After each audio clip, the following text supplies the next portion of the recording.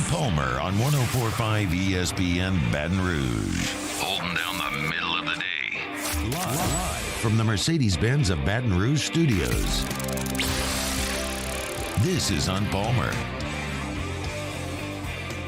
Welcome in. Hunt Palmer coming to you from the Mercedes-Benz of Baton Rouge studio downtown in the capital city on a Thursday. We are working towards the weekend. Casey Gaines and Taylor Sharp back there on the ones and twos. Lots and lots and lots to talk about today. Very excited to have Joe Healy back on the show. He is in his now weekly spot at 2:15.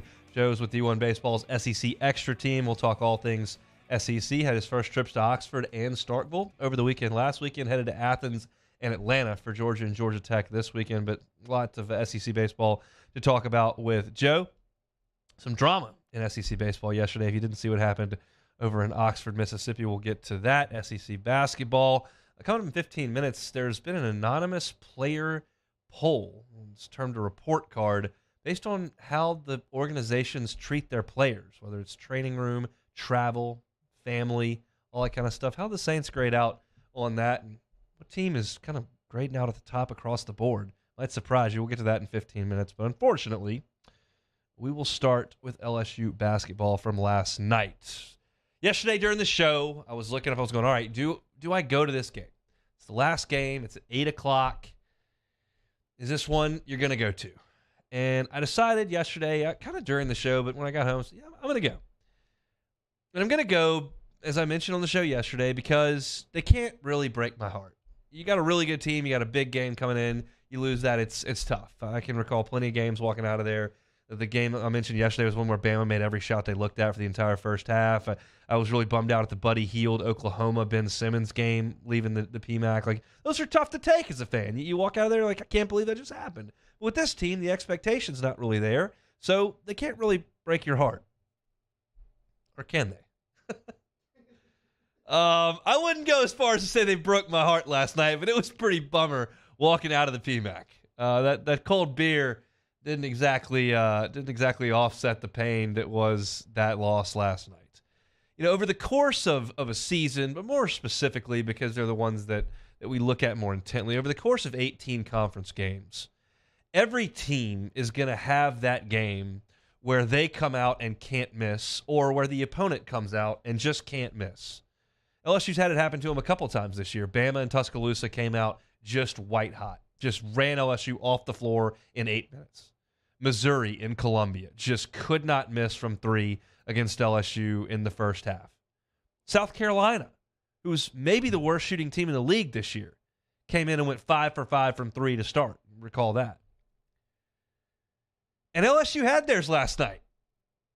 I looked up and saw Parker Edwards in the starting lineup. Like, oh, that's a nice hat tip to the senior. LSU's not playing for anything. That's fine. It's not like Missouri's playing for the conference title and you're compromising the competitive integrity of the league by putting a walk-on out there to start the game. I thought it was a nice head nod. And look, they come out, and LSU clearly has run a set for Parker Edwards on the first time down the floor. They were going to do it no matter what, because the ball went into the high post, and I mean, bam, went right out to Edwards, who was going to shoot that thing. So they had rehearsed this during practice, first possession down, we're getting Parker a look. And then he buried it, and that was fun, and everybody cheered, and that was great. And he come down the next time down the floor and hit Edwards, and he buries another one from the left wing. So that was really cool. I got a kick out of it. The crowd got a kick out of it. Parker Edwards was living it up. The bench was loving it, and LSU was up 6-0. LSU in the first half yesterday was 11 of 14 from three in the first 17 minutes. They missed one more before halftime, but 11 of 14 from three. You can't shoot it any better than that. And because of it, they racked up an 18-point lead on a team that's going to the tournament. Everything was going in. I mean, Jalen Reed made a three from the corner. Miller was bombing him in. Edwards hit his too. Cam Hayes knocked his down. KJ was 3 of 5 in the first half. Missouri switched to zone out of man. Adam Miller runs right to the corner, hit him, bang, three. I mean, they were unconscious in the first half. But you figured that was going to regress to the mean. And it did. because in the second half, LSU was 3 out of 13 from three-point range. But that's not what cost them the game. One stat and one glaring portion of the game were what lost LSU the game last night. The statistic that lost them the game last night was turnovers. In the second half alone, LSU turned the ball over 10 times. Missouri turned the ball over 0 times in the second half. LSU, 10. Missouri turned those 10 second half turnovers into 13 points. Of course, LSU turned Missouri's 0 turnovers into 0 points. I'm not as concerned, quite frankly, with the turnovers from LSU last night. Yeah, it cost them the game. That sucks. But I don't really care about that because this team is not in a position where it needs to improve at this point. I think we're all aware of that. They are what they are. They're not going to play for anything. They're going to probably be a pretty quick out next week. It is what it is. I'm looking for small things that could lend some optimism to the future of this basketball program. 10 turnovers in the second half yesterday, 0 turnovers in the second half yesterday. None of that matters for the future of the program.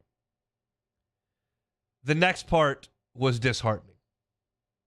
I'll just be very, very honest. Very disheartening to me sitting there watching it.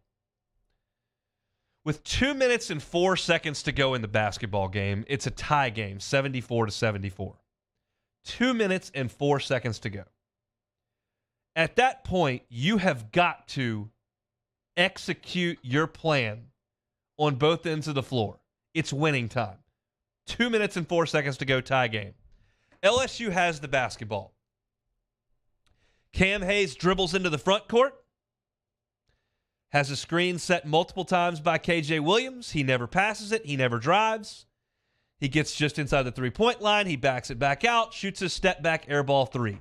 One person on the team touched the basketball. It was Cam Hayes. 3 of the guys on the floor never moved an inch. Adam Miller never moved from the left corner. With 2 minutes to go in the game, in a tie game. No passes, 0. 2 iffy screens. 1 player touched the ball, step-back 3. Unacceptable possession. Unacceptable. You cannot have that possession at that point of the game. I've got a 3-point shooter in Adam Miller who's shooting it pretty well in the game. I've got an all-league type player in KJ Williams who never touches the ball on the possession. Absolutely unacceptable. And, of course, Missouri comes right down the floor and cans a 3 to take their first lead of the entire ball game with a minute and a half to go. Okay, regroup. Now you're down 3. You got the ball again. A minute and 14 seconds to play in the game. Down 3. Cam Hayes comes down the floor. There's a little bit of a high ball screen. Jalen Reed flashes toward the high post, and Cam Hayes throws in the basketball. Meanwhile, Tyrell Ward is standing in one corner, and Adam Miller is standing in the other corner. Missouri, with a 3-point lead and inside a minute to go at this point, doesn't guard Jalen Reed because Jalen Reed is not a threat to make shots. And down 3, with under a minute to go in the game, Jalen Reed shoots an 18-foot jump shot. Unacceptable. Unacceptable. Those 2 possessions had, in my opinion, from viewing from the stands with a beer in my hand, no direction. What are we trying to accomplish? The first one, all Cam Hayes did was dribble around, so nothing was accomplished. The second one, we threw the ball to our 5-man, who's not an outside shooter, is not guarded because of that. He doesn't attack the rim. He doesn't put pressure on the defense. The defense relaxes and says, all right, big fella, give it a rip. Even if you make it and you're less than 50% shooter from there, we're still up a point. And, of course, he missed it. Now, LSU did get the offensive rebound because Missouri, as we discussed yesterday, is the worst rebounding team in the entire country, literally. And KJ ran the ball down and hit Miller for a wide-open 3, and he missed it. That was unfortunate. But those 2 possessions in crunch time were not good enough. But then you got to stop. So you're still only down 3, and you got the ball with 35 seconds to go. Cam Hayes is running the point again. You got KJ Williams and Adam Miller setting a stagger screen for him. They let Miller pop, which is a fine design. You got a chance for your second best three-point shooter to get a look at three. Missouri switches and closes out on it, so it's not there. He dribbles, and obviously they stole the ball from him, and that was the end of the game. At least there appeared to be a plan on that possession. And they got into something that I was comfortable with, which was a screen and a pop situation to a guy who can make a shot for you. But not good enough in the closing minutes. And that, to me, is disappointing. That's disappointing. I realize LSU has not been in a lot of crunch time situations over the last 3 months. But I feel like with that old a team on the floor, you do have two true freshmen out there, but you had KJ Williams in his 5th year, Adam Miller in his 3rd year, Cam Hayes in his 3rd year. To look that discombobulated is disappointing. And they didn't execute. And Missouri did. They got good looks, and they knocked them down.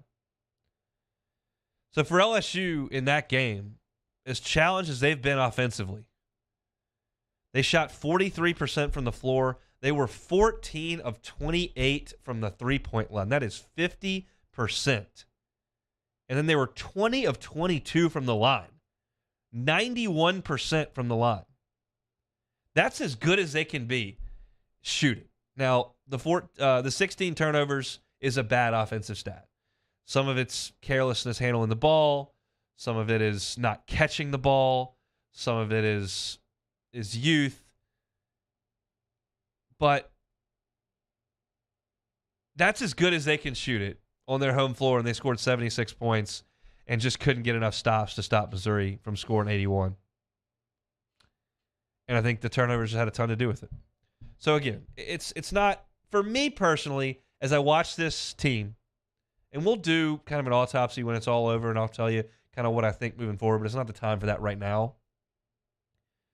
I'm looking for things that can translate to next year, and certainly running a crisp offensive set with some direction and getting your best players the basketball late in games would give me that confidence, and it didn't happen last night, and that is a bummer for sure.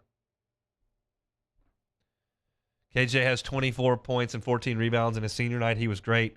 Parker Edwards, a memory he'll take with him forever. 2 for 2 in the game with 6 points. He had played 1 minute all year. Cans 2 threes in the first minute of the game last night. But not enough against Missouri. Tigers losing on senior night 81-76. Got some baseball we want to talk about. Interesting stuff going on around the SEC in midweek action over the weekend, and not just like results, like drama and injury stuff, and we'll get into that at 1:30. Some SEC hoops recap, including some spicy sound from Bruce Pearl that we'll get to at 2 o'clock. Joe Healy at 2:15 from D1 Baseball. Love our conversations on Thursdays with Joe. When we come back, NFL team report cards. How well are these teams taking care of their players? The Saints got an F in one spot. I'll tell you what that is next on the Hunt Palmer Show. Hunt Palmer on 104.5 ESPN Baton Rouge. LWCC is Louisiana Loyal. They're elevating and celebrating champions of Louisiana. In March, we're telling you about Trey Godfrey. Trey Godfrey has dedicated his career to bettering Baton Rouge. Currently, he's the Senior Vice President of Policy for the Baton Rouge Area Chamber. In that work for BRAC, he oversees education policy, among other things, and they allow him to make an impact from a more systemic perspective. Trey believes Louisiana will reach its full potential, and we all understand that we have to work together to lift one another. And Trey's work for our great state makes him a champion of Louisiana. If you know somebody like Trey Godfrey that's a champion of Louisiana, maybe it's a nonprofit or a business that does some great philanthropic work or fundraising for our great state, we want to know about it. We want to tell their story.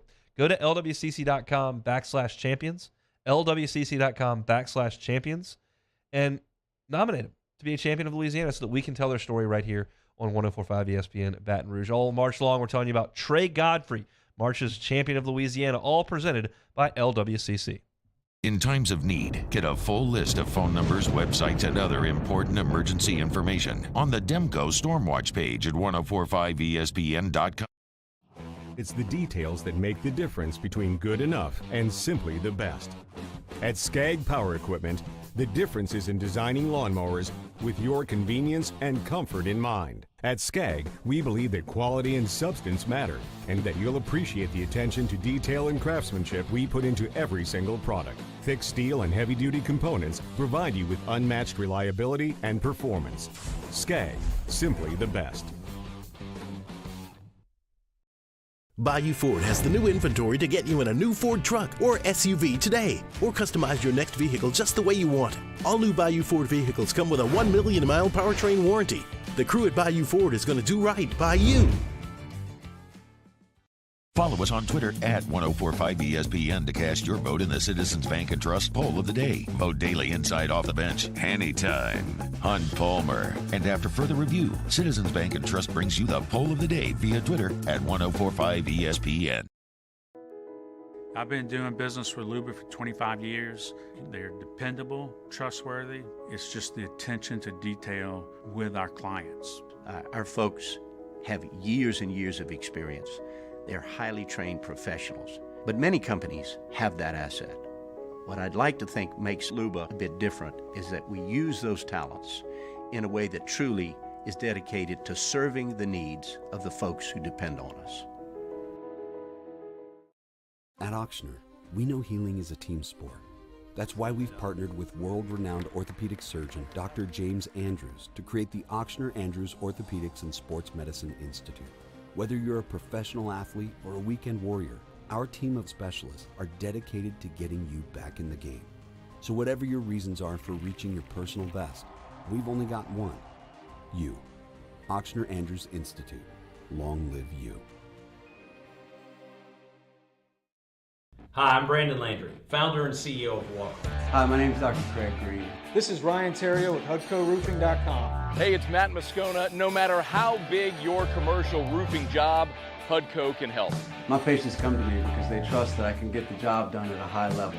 Ryan Terrio and Richard Tilley have the same level of trust when it comes to roofing. If you have a roofing issue, call HUDCO Roofing. Give us a call, 364-1007, and we'll come to your house and give you a free inspection.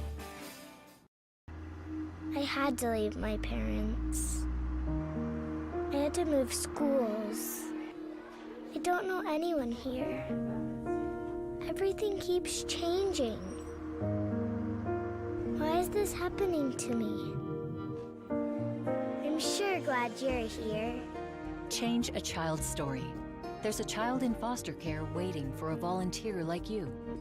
Sandro, join us for the Friday edition of Hanny Time. We start at 10 a.m. with Jimmy Ott's Game Time from Rufino's and go until 1 o'clock. ESPN's Kyle Peterson visits with us to talk college baseball. Hanny Time, noon weekdays, 104.5 ESPN Baton Rouge.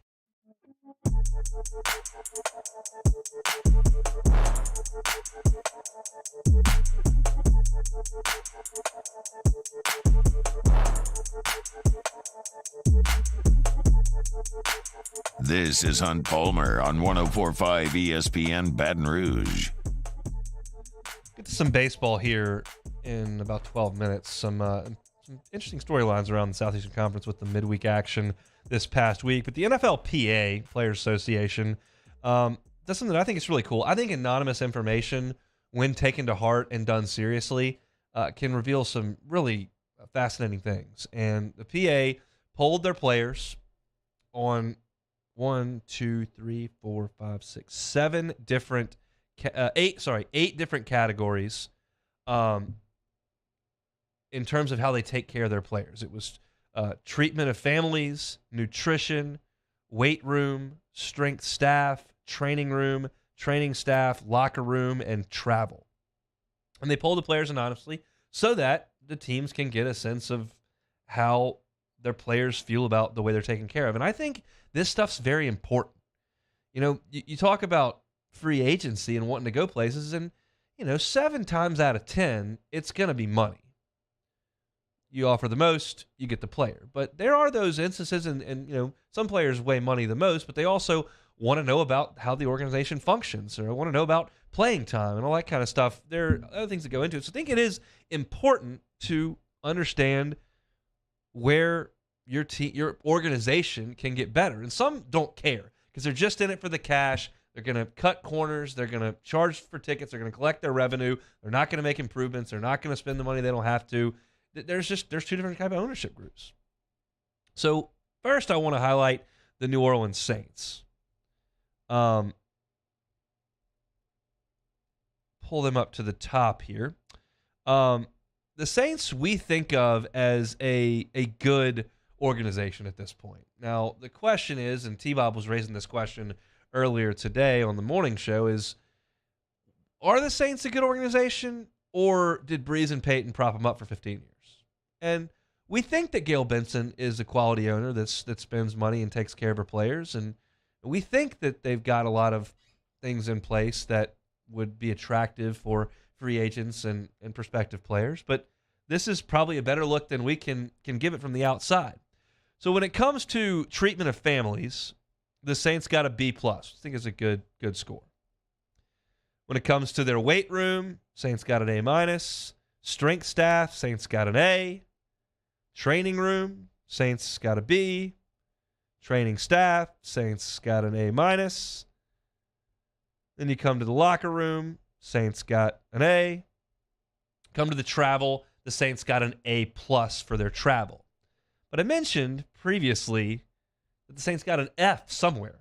It's actually an F-, which I didn't even know existed. But they got it. And it's in nutrition. Now, I don't know if that's because there's po' boys and cracklins and boudin available everywhere in New Orleans, or because there's daiquiris and beer and liquor everywhere on Bourbon Street, or if that's because they don't do a good job of stocking the protein bars and the breakfast bar and all that kind of stuff. But they got an F on nutrition. So somebody's got to figure something out over there on Airline Highway of how we can get the nutrition a little bit more in order. If it's the fried shrimp po' boys, then you're really in trouble there, and somebody probably needs to move somewhere where the food's a little, maybe San Diego's got a little healthier vibe going on than they do in New Orleans. But the Saints get an F there. I was curious at kind of looking across the league at what some players thought. And as you would imagine, the Cowboys are thought of very, very well. Jerry's got a ton of money and wants to spend it. So treatment of families, A+, weight room, A+, strength staff, A+, training staff, A-, nutrition, A. I was surprised to see that the locker room's an A+. I was surprised to see the Cowboys travel was a C-, which was odd. But then I started looking at, well, who's got terrible grades here? Because I've heard Matt Flynn rail on about his time with the Raiders, and I've heard horror stories from the league. Hester had his with the Bush League Bolts. But one team, not so surprisingly, received horrendous marks almost across the board. And there's a lot more going on with them right now than just simply their grades by the PA. They got real issues going on in Washington. But treatment of families, Washington gets an F. Nutrition, D+. Training room, F-. Locker room, F-. Travel, F-. Daniel Snyder's run as the president and owner of this Washington football operation through 3 names now is historically atrocious. Do you think he's doing this intentional now? No, these are the players that are voting. Can you be this bad on accident? Like at some point, is he kind of like Rachel Phelps on? Well, he couldn't do worse. I think here's the point. If he tried to be Rachel Phelps from Major League, they'd probably do something great. He's so inept at every portion of this job, and it turns out he's probably a crook. This is remarkable, remarkable stuff. I mean, the only thing they got an A on, everything was F's, D's, and then 1 C on the weight room. They got an A+ for the strength staff. That guy must be strength coach of the year, of the decade, of the century, of the millennium, if he can cover up all the rest of these atrocities that the Washington football players have had to deal with under the reign of Daniel Snyder. Another team that just got horrendous marks across the board, which is probably not surprising, the Arizona Cardinals. So we were talking about Sean Payton potentially going there. Like, they're not going to pay any money. Cardinals, F on facility, on families. How hard is that? Come on, man. Let the kids run on the practice field. Give them Christmas presents or something. How hard is family treatment? D on nutrition, D+ on weight room, D- on training room, D- on locker room. They get a B for travel. They must have comfy seats on the plane. What about the Bears? They got to be pretty low across the board. Yeah, let's look and see what the Bears Jets are probably bad. The Bears, okay, I got the Bears here. C- on treatment of families. The Bears D+ in nutrition. The Bears get an A in their weight room and their strength staff. A+ for the Bears in their training room. They got it going on in terms of lifting weights, and they got a C- on travel. I'm curious about the F's in travel, quite frankly, because that seems like it's just purely dollars and cents to me. Like, if you want to spend the money, you can have a great travel experience. The only 3 A+ on travel, Vegas Raiders, Houston Texans, and the Saints are one of the 3 A+ on travel. The F's in travel, Buccaneers, Titans, Chiefs, Colts, and the only F- is the Commanders. Dan Snyder, this whole thing came out earlier this week about how he charged the team $5.5 million to put the logo on his plane. If you missed this, he's charging the team he owns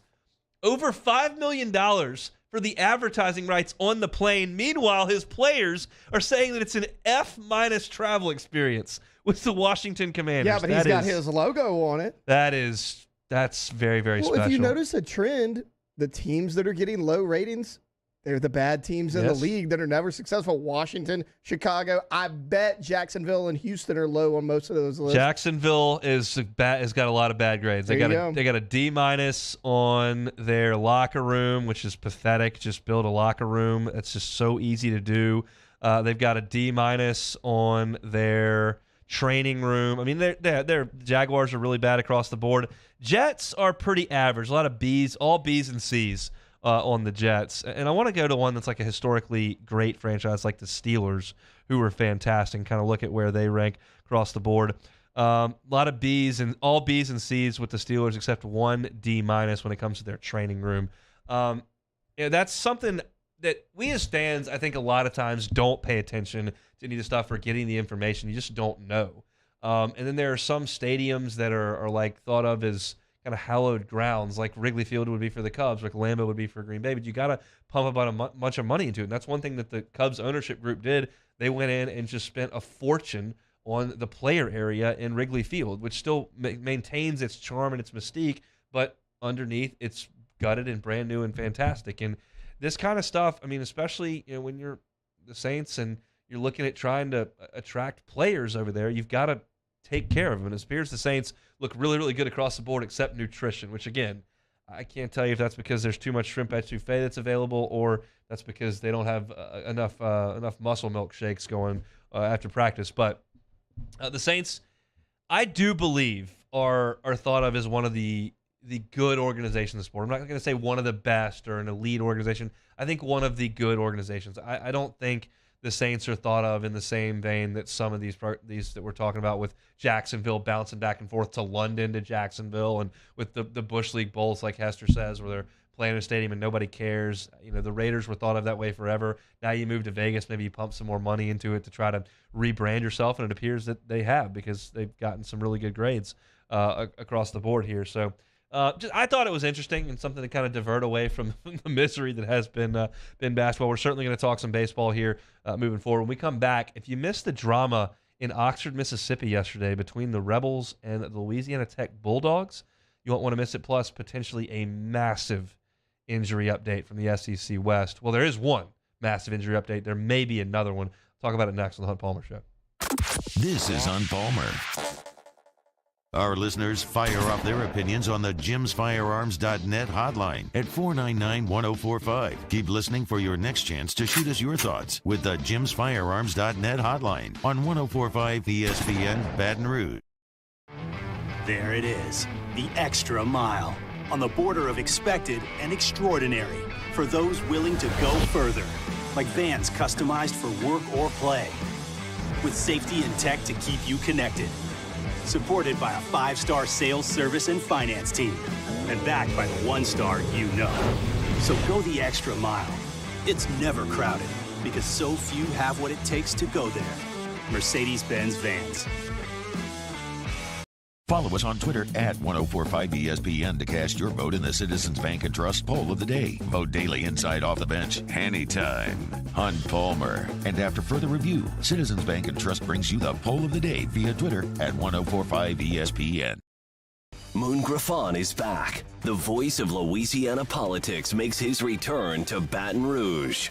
Catch the Moon Griffon Show weekdays from 9 to 11 a.m. on Talk 107.3. Gulf Coast Office Products is a nationally recognized Savin office equipment dealer based right here in Louisiana. Over 100 employees strong, Gulf Coast has the boots on the ground to support all vertical markets from education, engineering, legal, and finance. With the latest in office technology from desktop to production segment units, Gulf Coast and Savin have the perfect fit for you. Call 225-756-2644. That's 756-2644 for Gulf Coast Office Products. Louisiana. It's a place defined by culture, by pride, by passion, by people who do more than love this place. They celebrate it, elevate it, champion it. They are the individuals who embody what makes Louisiana great. The companies that make Louisiana a better place to work and live. The nonprofits leading transformational change in our communities. Champions of Louisiana are all around us, and LWCC is proud to celebrate them because we've always been Louisiana loyal, supporting the workers, the innovators, the change agents of this great place we call home. Who are the champions around you? Together, we can share their stories. Together, we can help our home state thrive. Together, we are Louisiana loyal. Always.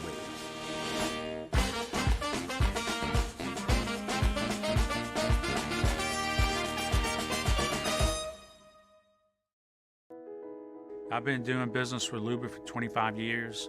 They're dependable, trustworthy. It's just the attention to detail with our clients. Our folks have years and years of experience. They're highly trained professionals, but many companies have that asset. What I'd like to think makes Luba a bit different is that we use those talents in a way that truly is dedicated to serving the needs of the folks who depend on us. At Auctioner, we know healing is a team sport. That's why we've partnered with world-renowned orthopedic surgeon Dr. James Andrews to create the Auctioner Andrews Orthopedics and Sports Medicine Institute. Whether you're a professional athlete or a weekend warrior, our team of specialists are dedicated to getting you back in the game. So whatever your reasons are for reaching your personal best, we've only got one. You. Auctioner Andrews Institute. Long live you. Hi, I'm Brandon Landry, founder and CEO of Walker. Hi, my name is Dr. Craig Green. This is Ryan Terrio with HUDCORoofing.com. Hey, it's Matt Moscona. No matter how big your commercial roofing job, HUDCO can help. My patients come to me because they trust that I can get the job done at a high level. Ryan.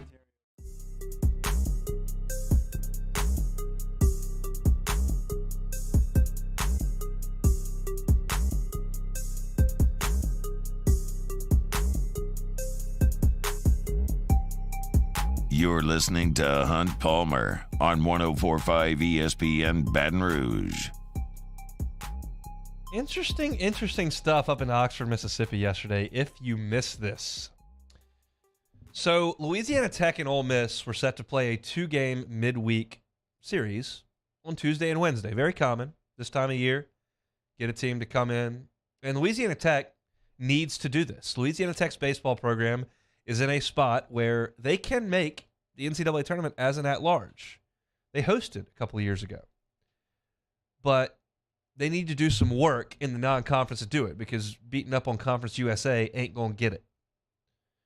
So they've made this effort. They're playing Arkansas this year, and they went to Oxford to play 2 games.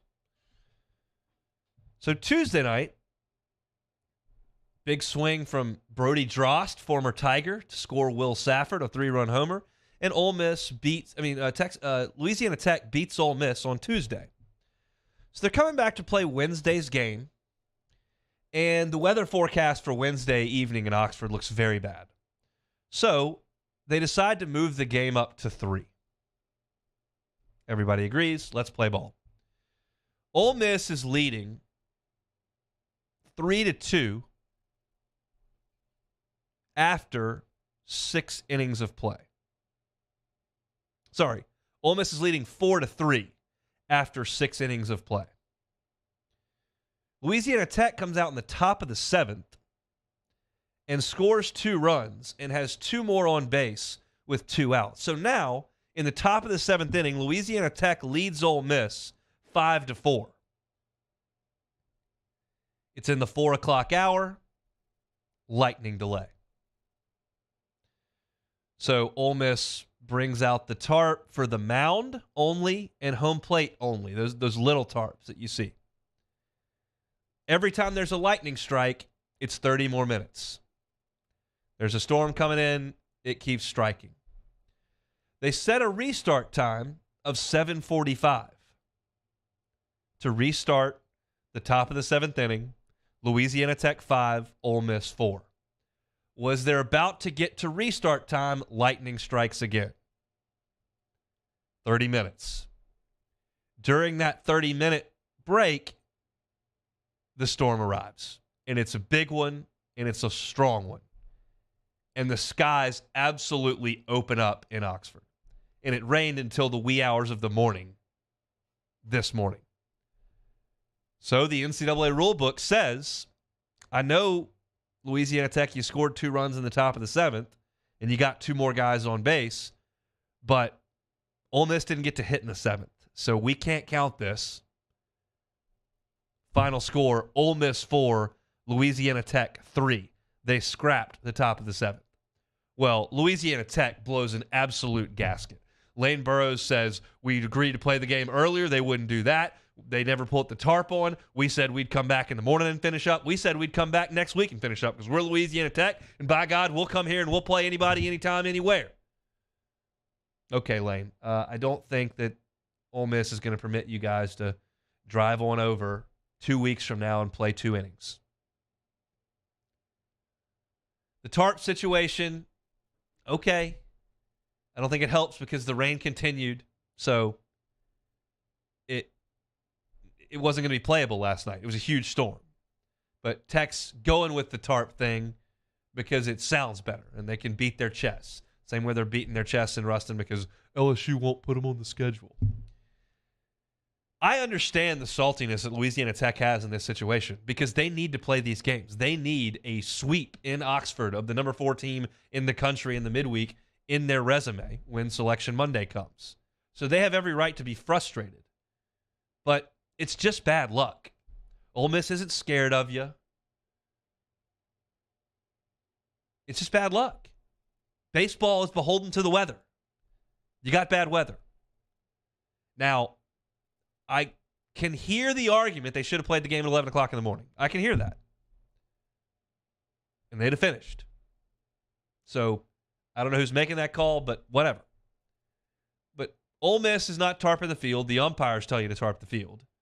And they're not ducking you. So just calm down with the post-game press conferences and certainly with the official athletic department account of Louisiana Tech printing this letter saying how they've been screwed.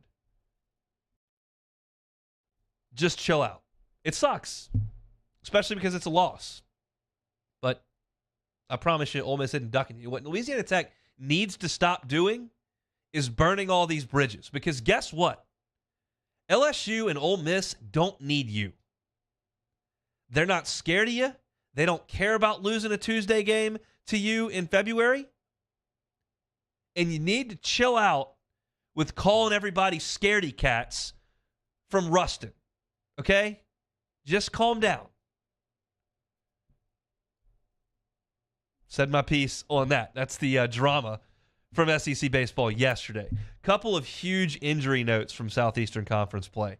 Speaking of Ole Miss, Hunter Elliott, their ace, pitched well on opening day and then felt discomfort on Sunday and Monday that following week and went out and got a ton of opinions across the country on his tender elbow.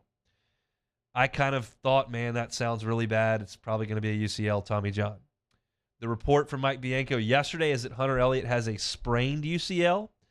He's already rested 2 weeks. They're thinking rest another 2 more weeks and then see how it responds to some light throwing. He's not close to coming back to pitch for Ole Miss, but the door remains wide open for Ole Miss to have their ace back at some point this year, which to me changes the team that they are, because without him, you compromise really the entire pitching staff because of how many dominoes you have to move up. But with him, you become a real threat to make some noise in the postseason.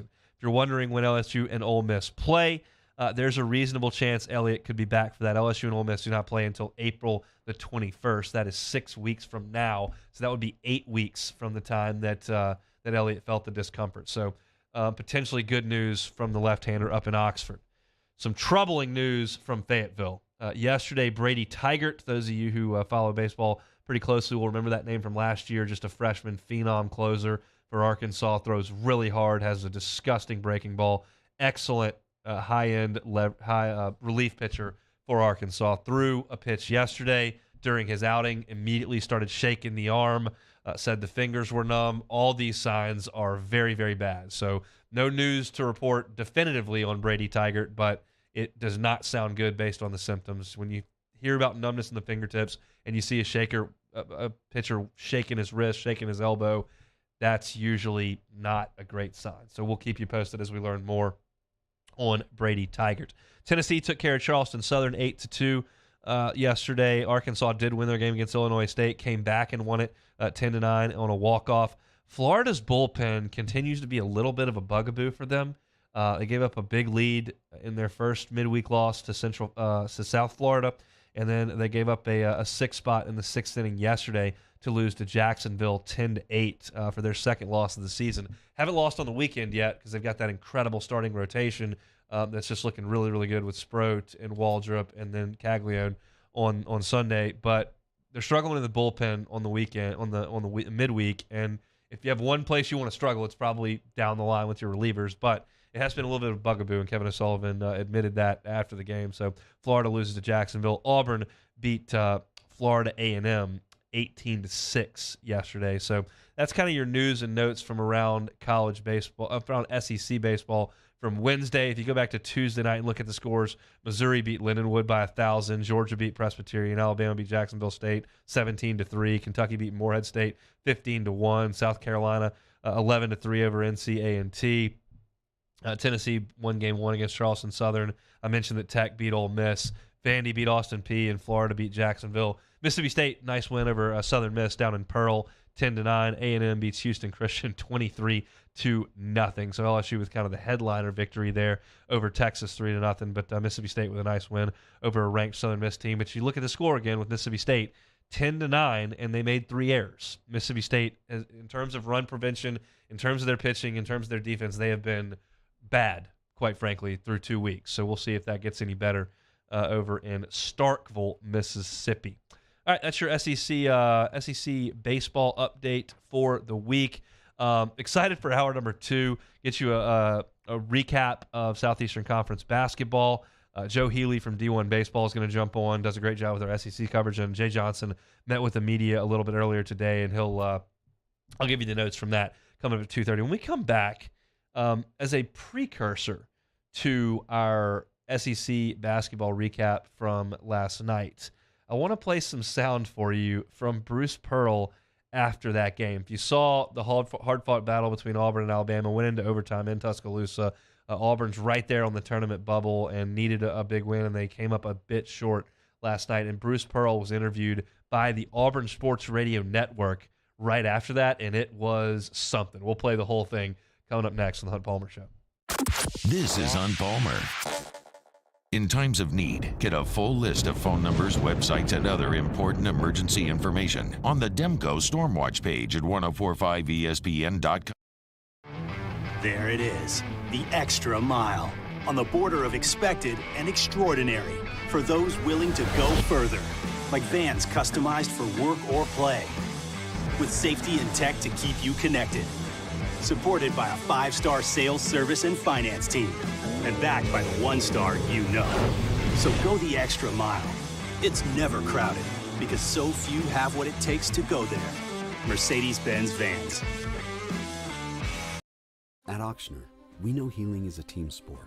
That's why we've partnered with world-renowned orthopedic surgeon Dr. James Andrews to create the Auctioner Andrews Orthopedics and Sports Medicine Institute. Whether you're a professional athlete or a weekend warrior, our team of specialists are dedicated to getting you back in the game. So whatever your reasons are for reaching your personal best, we've only got one. You. Auctioner Andrews Institute. Long live you. Bayou Chrysler Dodge Jeep Ram has $10,000 off new 2022 Ram 1500s. 2022 Ram 1500 trucks on our lot now with $10,000 off MSRP. All new Bayou vehicles come with a 1 million mile warranty. If you need sales or service, the crew at Bayou is going to do right by you. Hi, I'm Brandon Landry, founder and CEO of Walker. Hi, my name is Dr. Craig Green. This is Ryan Terrio with HUDCORoofing.com. Hey, it's Matt Moscona. No matter how big your commercial roofing job, HUDCO can help. My patients come to me because they trust that I can get the job done at a high level. Ryan Terrio and Richard Tilley have the same level of trust when it comes to roofing. If you have a roofing issue, call HUDCO Roofing. Give us a call, 364-1007, and we'll come to your house and give you a free inspection. Gulf Coast Office Products is a nationally recognized Savin office equipment dealer based right here in Louisiana. Over 100 employees strong, Gulf Coast has the boots on the ground to support all vertical markets from education, engineering, legal, and finance. With the latest in office technology, from desktop to production segment units, Gulf Coast and Savin have the perfect fit for you. Call 225-756-2644. That's 756-2644 for Gulf Coast Office Products. Louisiana. It's a place defined by culture, by pride, by passion, by people who do more than love this place. They celebrate it, elevate it, champion it. They are the individuals who embody what makes Louisiana great. The companies that make Louisiana a better place to work and live. The nonprofits leading transformational change in our communities. Champions of Louisiana are all around us, and LWCC is proud to celebrate them because we've always been Louisiana loyal, supporting the workers, the innovators, the change agents of this great place we call home. Who are the champions around you? Together, we can share their stories. Together, we can help our home state thrive. Together, we are Louisiana loyal. Always.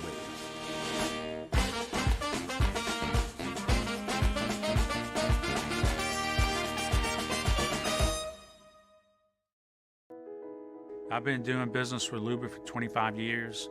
They're dependable, trustworthy. It's just the attention to detail with our clients. Our folks have years and years of experience. They're highly trained professionals, but many companies have that asset.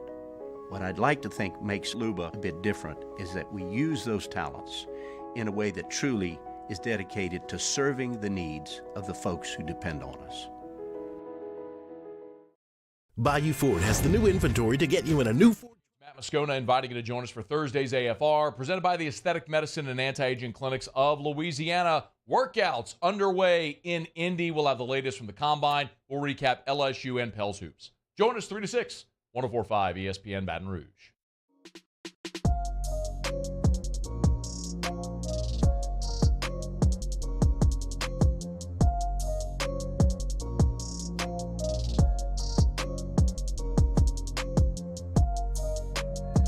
This is Hunt Palmer on 104.5 ESPN Baton Rouge.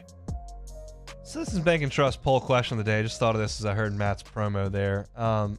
Should Hunt have a guest from the NFL Combine tomorrow, Friday? Yes or no? Got Taylor over there shaking his head. He's a football nut. You football nuts, you're a special breed.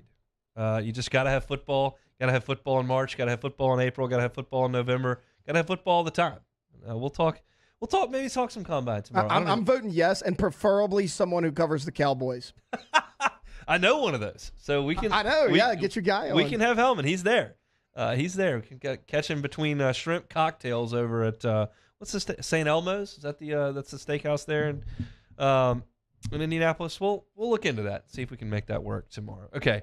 Tease this sound coming in. If you're paying attention to SEC basketball last night, just I know people get frustrated when doing this, so I won't even do it. It was a big game last night. I was going to use the term war, and everybody gets all up in arms about that. Big game last night in Tuscaloosa. And Auburn had a double-digit lead. They could not hang on to it, and Alabama beat them in overtime. And Bruce Pearl had said entering the week that they needed to win one more game between Alabama and Tennessee to make sure they were in the NCAA tournament. And they had their chance last night.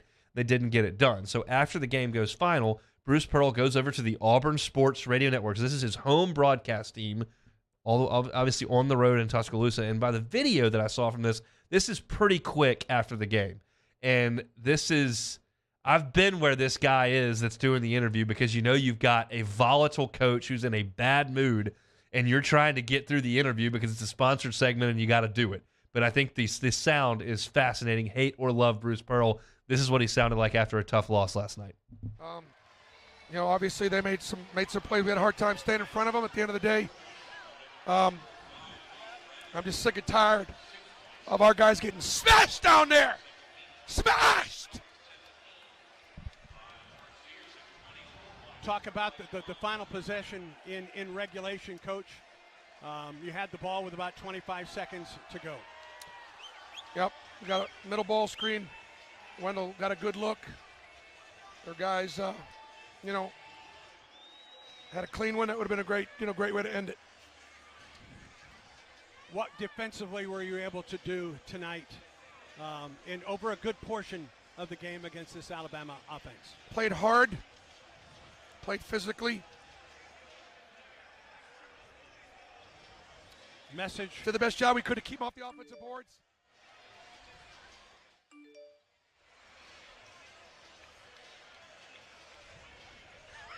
Message to your ball club after this one, Bruce. Just we played hard, played well. If that's the number one team in the country, come on the road, a hostile environment. But we needed that one to get the NCAA, and we didn't get it. Dylan Cardwell's hurt. He's probably not going to play against Tennessee because of his injury. We need his physicality. He got fouled down there at the end of the game. So, Coach, just talk about what Saturday represents now. We'll get ready to play Tennessee. We were incredibly outmanned at the end. Had 4 guys on the bench in foul trouble. Joke! Auburn head coach Bruce Pearl. Joke! He just slams the headset down and leaves. Sick of our guys getting smashed down there. Just the coach interview. Sometimes it provides fireworks. A lot of times, a lot of cliches and awkward conversation. But can't you just see the Auburn radio network guy realizing he's got a coach who is in an awful mood, who is ticked off, who's mad at the officials, who's mad that they lost, and he's trying to get these questions out, and he's getting these awkward answers. It's a tough spot. I've been in there a couple times with Trent Johnson, where he was not as fiery as Bruce Pearl, but he could get every bit as mad as Bruce Pearl. I mean, I had him walk out of a press conference in Tuscaloosa one time, crumpling a piece of paper, and just walked off the set one time.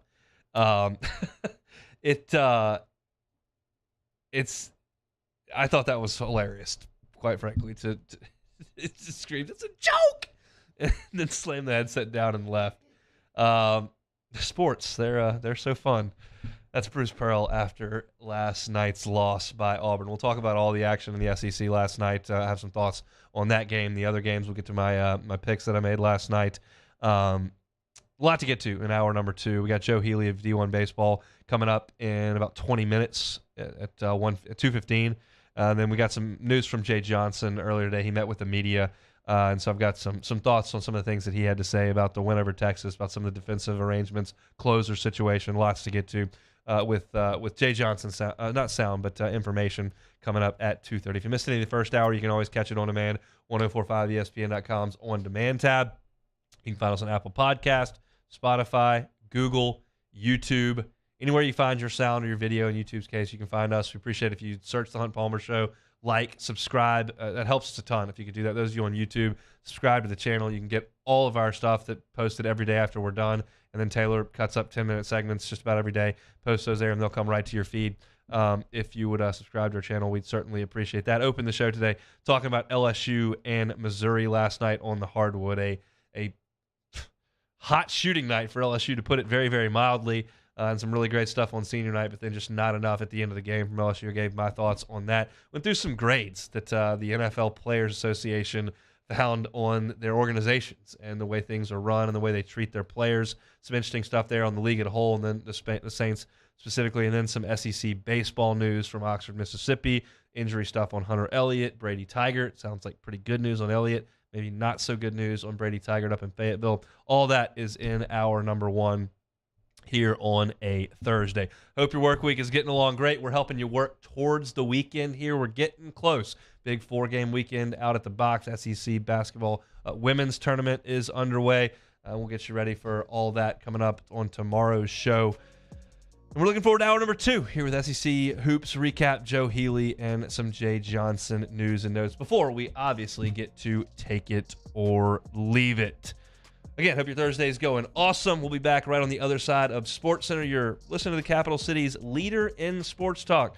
It's 104.5 ESPN Baton Rouge.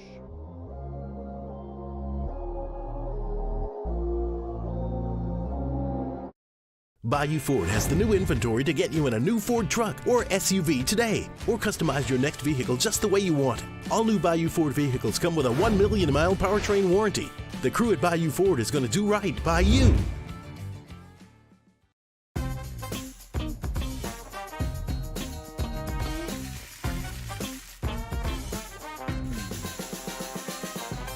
The best kept secret in town is out. Discover Tallulah at the Renaissance Hotel on Bluebonnet.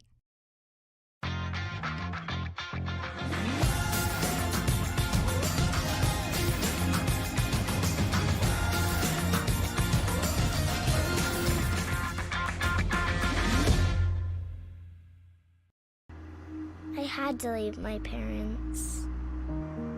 I had to move schools. I don't know anyone here.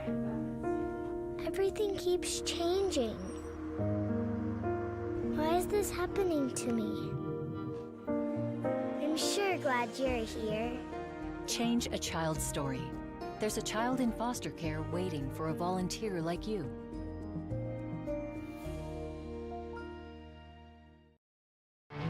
There it is, the extra mile, on the border of expected and extraordinary, for those willing to go further, like vans customized for work or play, with safety and tech to keep you connected, supported by a 5-star sales, service, and finance team, and backed by the 1-star you know. So go the extra mile. It's never crowded, because so few have what it takes to go there. Mercedes-Benz Vans.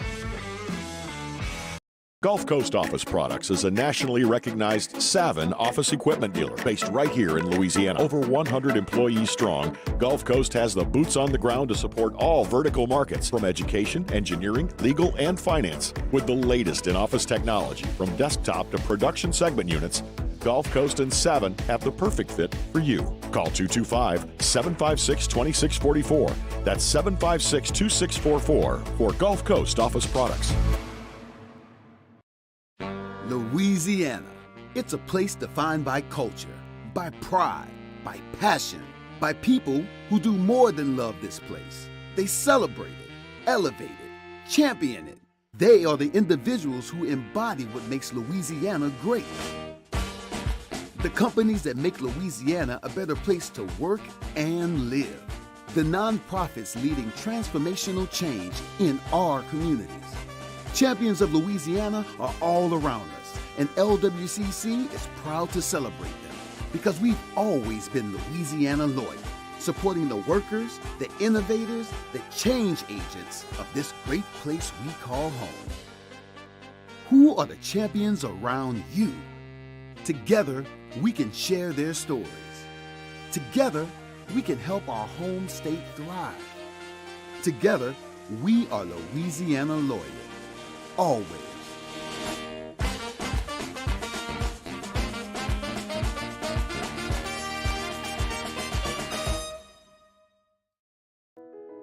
I've been doing business with Luba for 25 years. They're dependable, trustworthy. It's just the attention to detail with our clients. Our folks have years and years of experience. They're highly trained professionals, but many companies have that asset. What I'd like to think makes Luba a bit different is that we use those talents in a way that truly is dedicated to serving the needs of the folks who depend on us. Bayou Chrysler Dodge Jeep Ram has $10,000 off new 2022 Ram 1500s. 2022 Ram 1500 trucks on our lot now with $10,000 off MSRP. All new Bayou vehicles come with a 1 million mile warranty. If you need sales or service, the crew at Bayou is going to do right by you.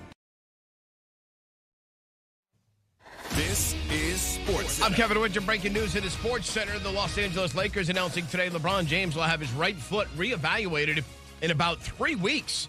LeBron suffered a tendon injury in his right foot in the comeback win over the Mavs on Sunday. Lakers pick up a much-needed win last night at Oklahoma City over the Thunder without LeBron and without Anthony Davis. Jalen Carter back at the NFL Scouting Combine in Indy 1 day after he was arrested and charged with a pair of misdemeanors in Georgia in relation to the January 15th crash that killed a teammate and a Bulldogs recruiting staff member. Carter, a projected top round 1 pick, was charged with reckless driving and racing. He was released on $4,000 bond. A source telling ESPN's Adam Schefter that he returned to Indy, did Carter, to finish the interviews with teams, measurements, and other activities. The deadline for teams to use the franchise tag on players is March 7th. As of now, the only player to be tagged, Deron Payne of the Washington Commanders. Adam Schefter reporting today the Jags plan to tag tight end Evan Ingram. He set career highs in catches and receiving yards last year. The tag for tight ends is $11.3 million. The Bucs are $55 million over the cap. They're expected to release tight end Cam Brate to save $5 million. Do you own or rent your home? Sure you do. Fortunately, Geico makes it easy to bundle your home and car insurance. It's a good thing, too, because having a home is hard work. Go to geico.com, get a quote, and see how much you could save. Geico.com. Easy.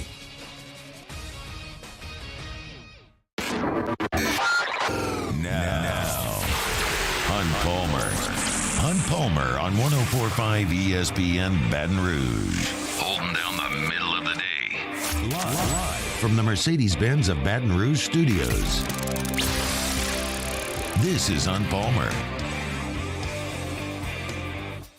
Hour 2 on a Thursday.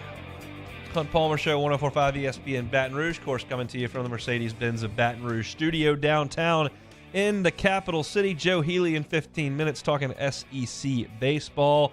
I'm going to talk some SEC basketball first. Last night was an incredible environment for Auburn and Alabama. Incredible. Students were camped out overnight in Tuscaloosa to see this one. That's the kind of focus, energy, and intensity that Bruce Pearl has brought to Auburn and that Nate Oates has brought to Alabama. These were afterthoughts 7 years ago. Afterthoughts. Now they're two of the toughest programs in the league. And they don't like each other. And we played that Bruce Pearl sound for you at the end of hour number 1. But you could just feel the intensity for both sides. Alabama gunning for the top seed in the tournament. Got a chip on their shoulder now with all the bad publicity they've gotten over the last 2 weeks. Auburn's trying to get into the NCAA tournament, coming into that game 9-7 in league play. And Bruce Pearl was brash, if you want to call it, outspoken, if you want to call it. I mean, he said they got to win one more. They got Bama and Tennessee. This was a chance. And they can't play much better than that.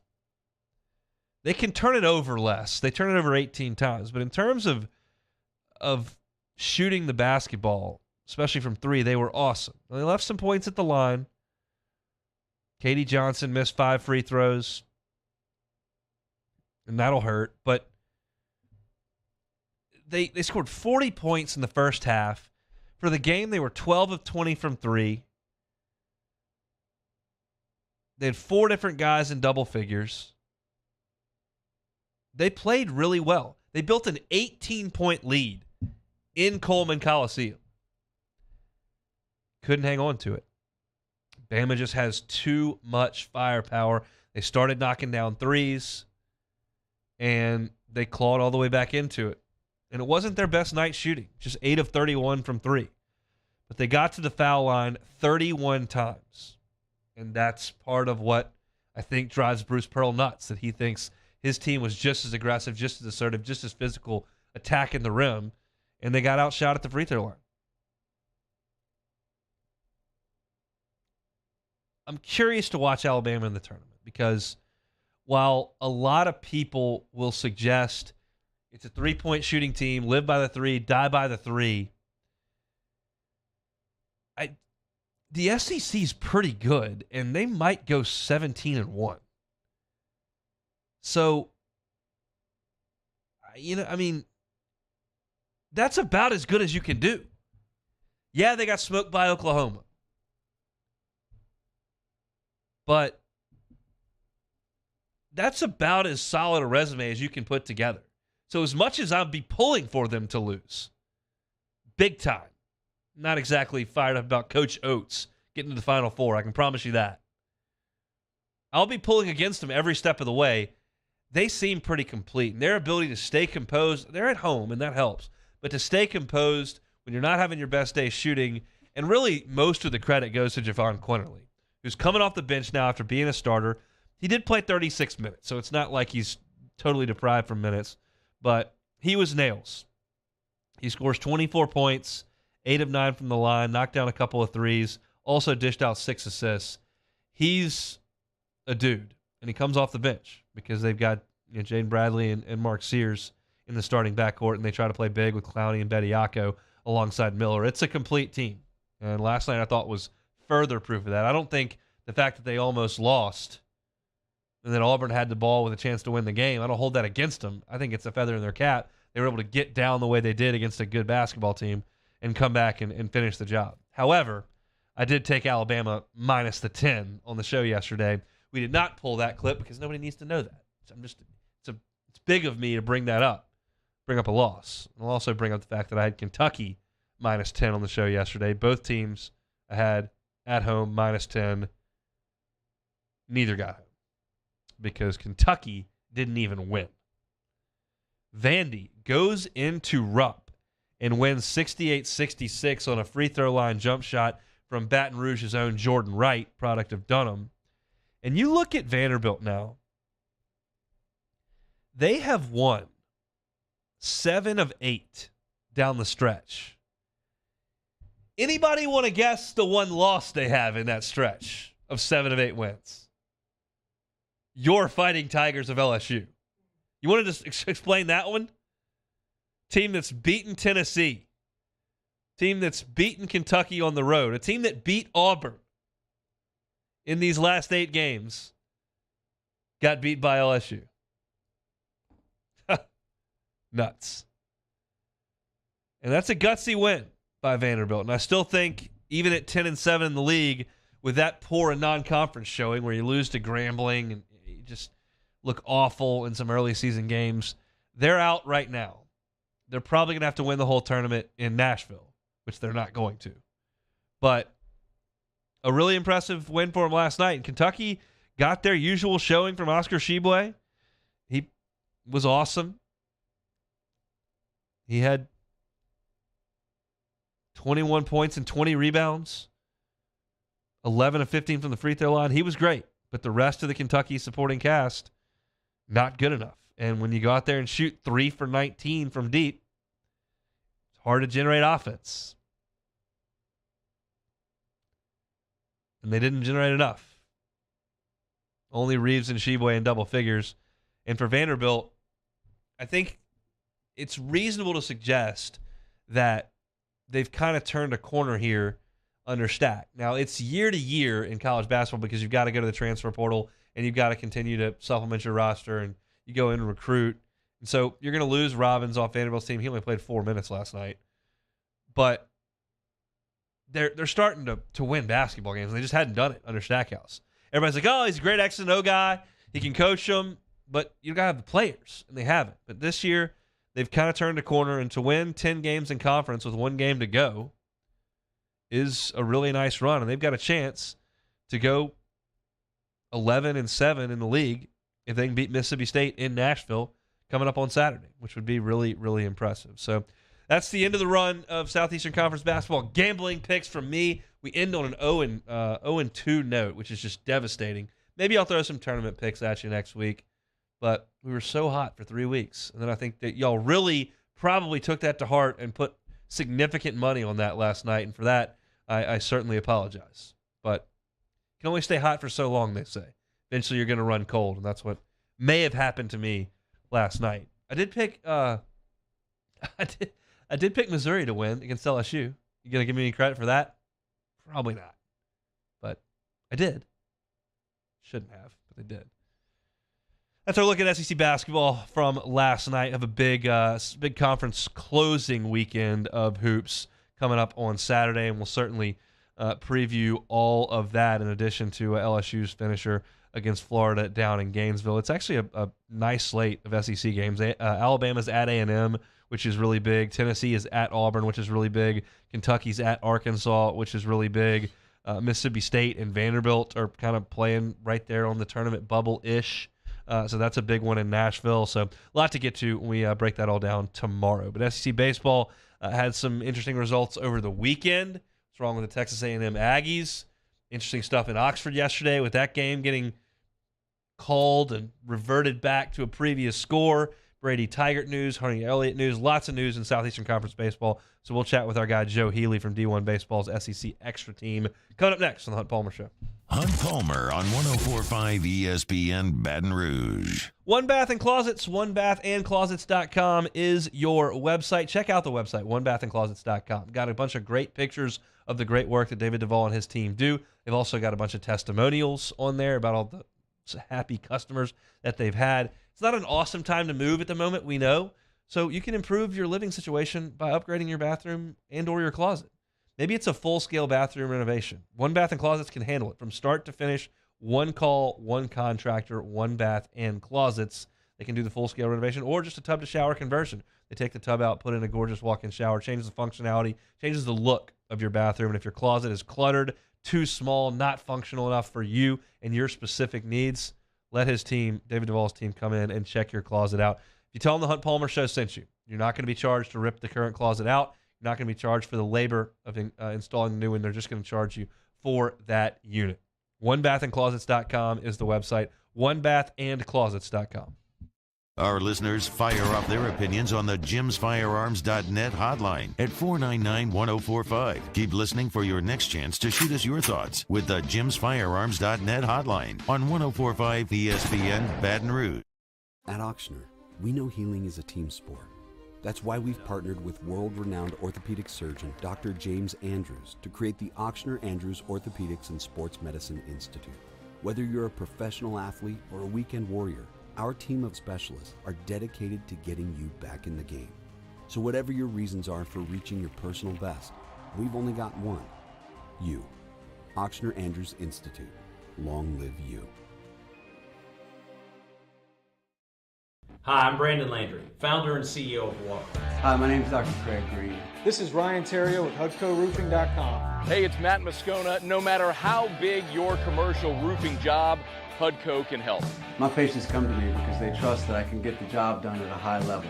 Ryan Terrio and Richard Tilley have the same level of trust when it comes to roofing. If you have a roofing issue, call HUDCO Roofing. Give us a call, 364-1007, and we'll come to your house and give you a free inspection. There it is, the extra mile, on the border of expected and extraordinary, for those willing to go further, like vans customized for work or play, with safety and tech to keep you connected, supported by a 5-star sales, service, and finance team, and backed by the 1-star you know. So go the extra mile. It's never crowded, because so few have what it takes to go there. Mercedes-Benz Vans. I had to leave my parents.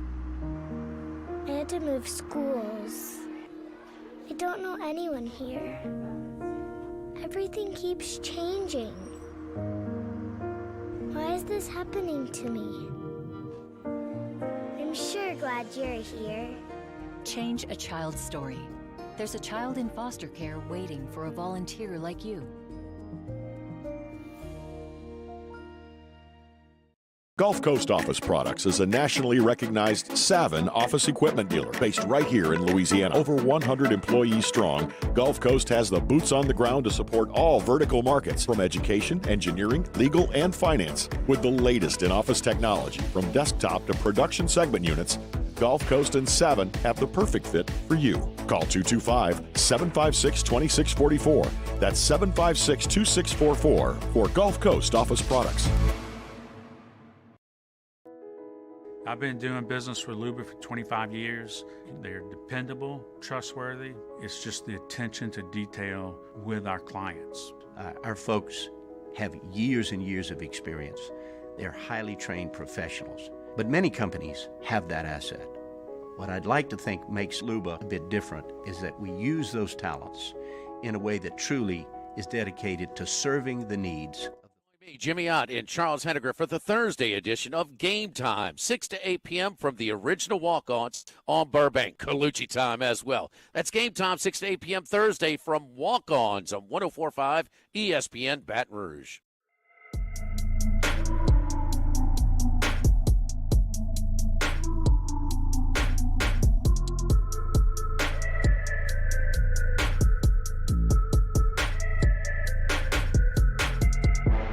You're listening to Hunt Palmer on 104.5 ESPN Baton Rouge. It is 2:15. It is Thursday. It means it's time to head out to the Jim's Firearms Hotline for the first time today and chat with our guy Joe Healy from D1 Baseball. Joe, thanks for the time. How are you? Doing well, Hunt. I appreciate you having me on again. Absolutely. It's our pleasure. How was the tour of Mississippi last week? Highlights? Really just the atmospheres. I mean, those are really two very, very cool settings for college baseball and two different settings for college baseball, I think. I mean, they're similar in that the crowds are huge and passionate and all of that. But just the monstrosity that is Dudy Noble, it was my first time there, and just the amount of people that are kind of milling around outside the stadium, the fact that traffic is backed up as far as it is. Like, I've been to a lot of college baseball stadiums, and you don't get that at most places where, you have to allow time for traffic and things of that nature, unless you're talking about a downtown ballpark. So that's just like a totally crazy thing for college baseball when you consider how far the sport has come. And then, Oxford, obviously, and they got the short end of the stick in terms of weather this past weekend or last weekend in Mississippi. And so it wasn't great for all that, but it's just such a cool kind of community thing they have going in Oxford with all the people out in the outfield and that kind of communal thing they have with the beer showers out there and the students out there. It's a cool deal. And, I thought both teams did what they needed to do. I mean, there were some shaky moments for both teams, frankly, but I think those are two series wins, probably more so Ole Miss over Maryland than Mississippi State over Arizona State. But those are two series wins that I think are going to serve them well as the season goes on. Yeah, you mentioned the traffic in Starkville. That's why for baseball it's okay. Then you add another 40,000 people for football weekend. It just does not work at all. It's just a bad deal in Starkville for those football weekends. But I want to talk a little bit about the stuff you saw on the field. We talked last week about the loss of Hunter Elliott at the front end of Ole Miss's rotation and kind of what the domino effect would be. And here we go, right out of the chute on Friday.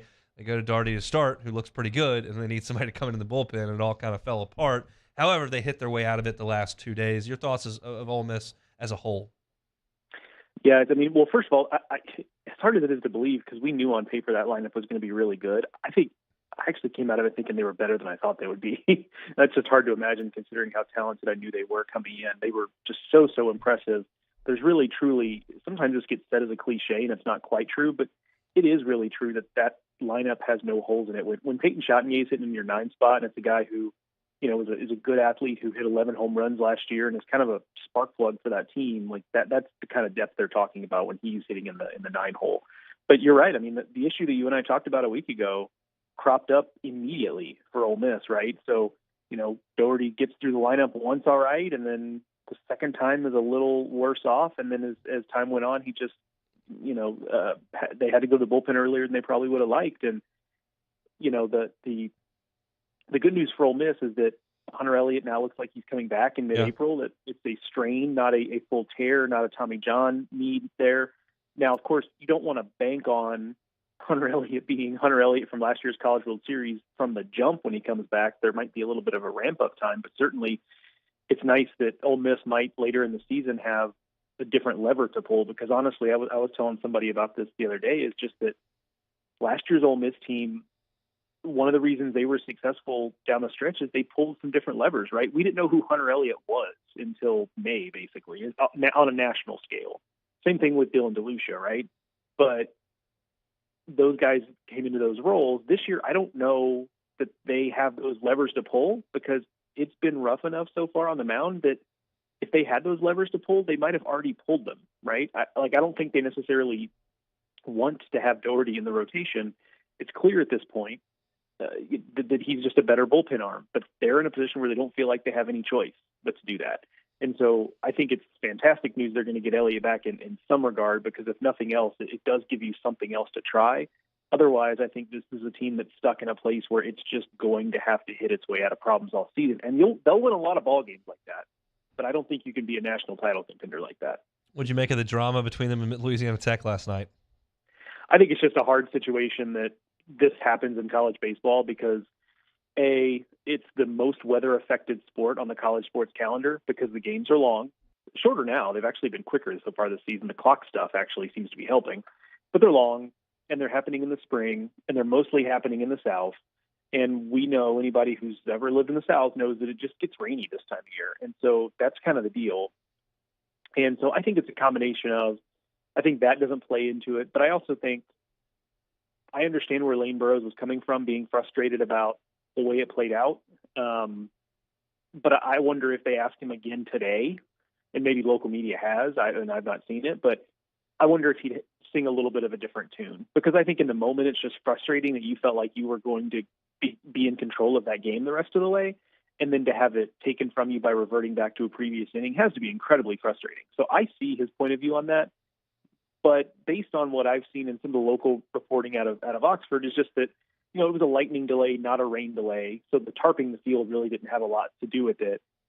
And the lightning and it started raining hard about the time they finally called the game for the night, and the lightning was just sticking around all night. So I'm not really sure what else there was to do there. I think it was Lane Burroughs who, by all accounts, I really enjoyed talking to him. He's a good dude.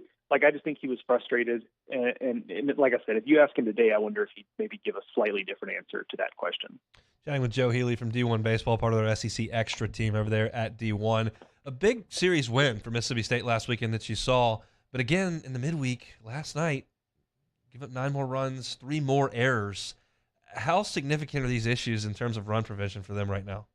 Yeah, I mean, that was so, dude, you can probably hear it in my voice. I was just so ready over the weekend against Arizona State. And part of it's because I was there, right? So I was there in Starkville on Saturday, and they win 5-1. They didn't make any errors. The pitchers threw strikes. The Graham Eintema was great on the mound. Evan Sierra was great out of the bullpen. The offense was, they didn't score a ton of runs, obviously, but they came up with clutch hits. It just looked like it's supposed to look. And then they come out on Sunday, and I wasn't there, but obviously the scoreline tells you the story there. They win 16-3, and I'm like, okay, this team, I think they started to figure it out. I think they're knowing that they understand which pitchers they need to turn to kind of fix what ails them a little bit. The newcomers have been a lot better than the veterans on this team.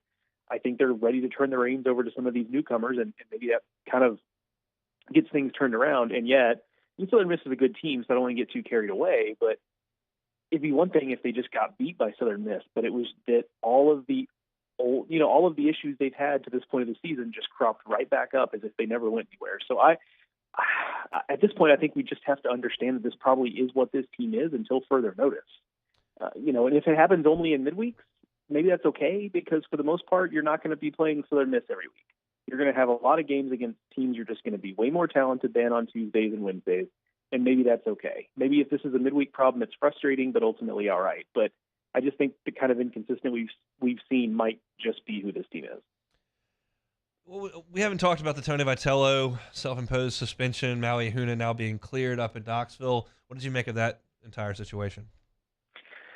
Well, without any inside information that anybody that is different from what anybody else has seen out there, it does seem convenient that Tony Vitello and Maui Ahuna returned at the same time. That just might be a coincidence, but it is kind of, from a Tennessee standpoint, it is like, for them, you have to feel like now, okay, can we just kind of get started with this season and actually play baseball? And I think if you're Tennessee, you need to, my colleague Kendall Rogers wrote this, and I think he was right on earlier this week. If you're Tennessee, you just need to embrace just being a baseball team right now. Enough and I'm not saying all of it was necessarily their fault or whatever. They didn't invite all of this necessarily, but obviously something happened there. They just need to play baseball and have that be it, and get some calm around that program, because they're really, really good. They're really, really talented. And we should appreciate Tennessee for who they are on the field and even maybe some of the antics. But right now it's hard to do because it seems like at least the first 2 weeks of the season, it was every other day with something else coming out of Knoxville. LSU goes over to Round Rock and wins 2 out of 3, and then a nice midweek win over Texas. Anything that stood out about the Tigers since we last spoke? Well, first thing I would say is I wouldn't worry too much for the Tigers fans listening to your show. Like, Iowa's a good team, and I think I don't want this to sound too much like a pejorative, but I think we kind of knew what Riley Cooper was. I personally would have been surprised if he went into SEC play just really lighting it up as a starter. I thought this is something they want to try because they want to reward a guy who was really good in the fall and in the preseason, who's a veteran, who knows what he's doing. He's steady. There's not a lot of risk with him, and it may or may not work, but they'll find out early and they'll kind of move on to more likely something else. And I think that's kind of what ultimately ends up happening there. And again, Iowa's a good team, and that game just kind of got away from them. They couldn't capitalize on the walks from Brody Brecht.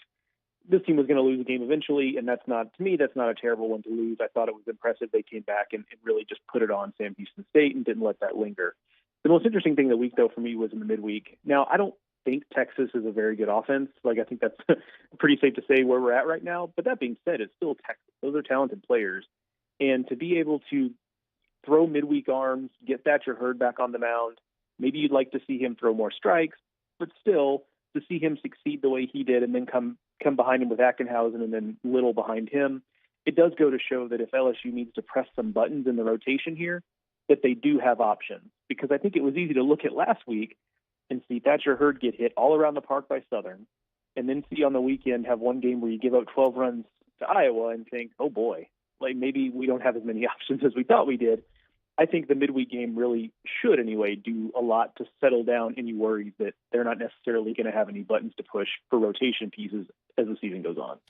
Looking forward to this weekend. We haven't really talked much on the air about Florida. They've got Miami this weekend in Gainesville. Your thoughts on Kevin O'Sullivan's team through a couple of weeks? Yeah, they feel like a little bit of a snake in the grass. Like, it's kind of like, I'll compare it to this, and they're different teams. I'm not saying they're as good as Tennessee last year, but they're similar to Tennessee last year in this regard. I remember last year, 5-6 weeks into the season, it felt like we being the college baseball viewers, all kind of looked up and said, holy crap, Tennessee is really good. This is the best team in the country. Now, I still think LSU is going to be that team, but I would not be shocked if we look up similarly a month from now and look up and say, like, holy crap, Florida's actually maybe just as good as LSU. And they're in that conversation because the rotation of Sproat and Waldrop and Caglianone has been really, really good. Caglianone at this point has to be a favorite to be like National Player of the Year, and it is very, very early. But what he's doing is really insane. I think some of the local media there is taken to calling him Jack Tawney after Shohei Ohtani because it's, 110 plus exit velos and almost 100-mile-an-hour fastballs and, really just controlling the game on both sides. And they're getting some performances from players that they really needed, like Josh Rivera, who's a highly touted guy coming into Florida who just has never quite put it all together. And again, with all the caveats of understanding it's early, he's swinging the bat really, really well. So they'll get a better test from Miami this weekend. I never know what to make of Miami.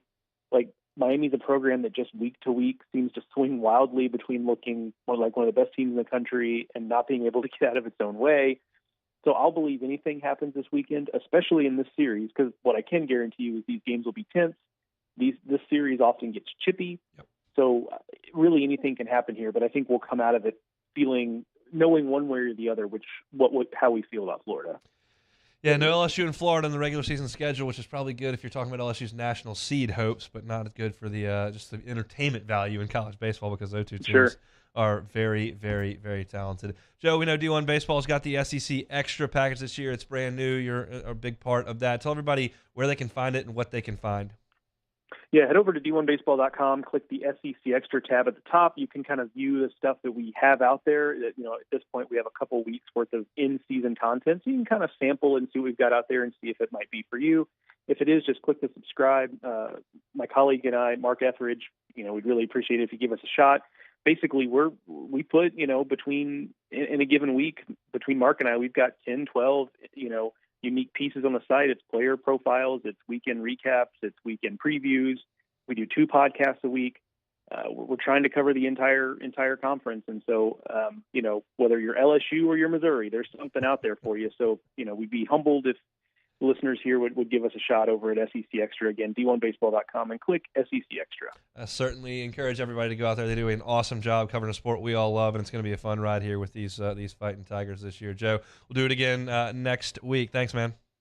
Sounds good, Hunt. See you, buddy. He is Joe Healy from D1 Baseball. Follow him on Twitter as well. Joe Healy D1 is where you can find him. Does awesome work, and I always appreciate when guys can come on, and it's very rare. Kendall can do it, and obviously Joe's done a great job with it, and can go through the bullpen of Alabama or Florida, and can go through the shortstop at Missouri. And it's just because it's just not as readily available as football, where everybody's out there and you can catch every game right there on TV, and it's all out there in front of your face. Basketball, they play so many games early. Baseball, you got to go work for it and find it, and I think they do an awesome job, and it interests me. And I took the temperature of the listenership, a couple times via polls and YouTube chat and whatnot, and y'all said, "Hey, let's talk baseball." So we're going to do it. And Joe's awesome every Thursday. Always look forward to that conversation. Jay Johnson met with the media a little bit earlier. Have some notes to pass along from that. We'll do it next on the Hunt Palmer Show. This is Hunt Palmer. In times of need, get a full list of phone numbers, websites, and other important emergency information on the Demco Stormwatch page at 1045ESPN.com.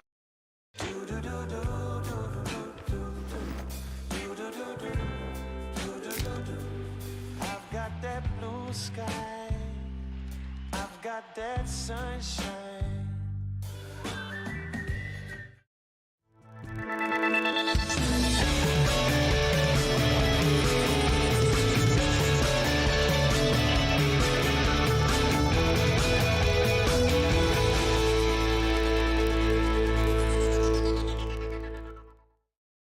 Hi, I'm Brandon Landry, founder and CEO of Walk.